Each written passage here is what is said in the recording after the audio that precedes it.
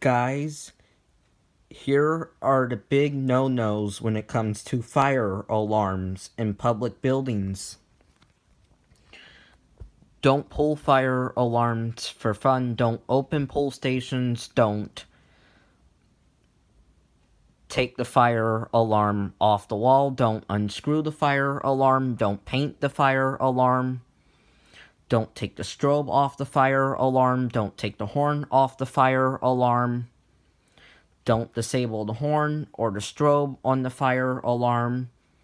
Don't adjust the volume, the pattern, the candela, or tone on the fire alarm.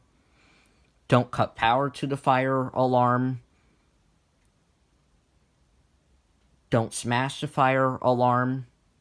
Don't do any of that. That is not good. Remember, if you break the fire alarm, you are responsible for replacing it.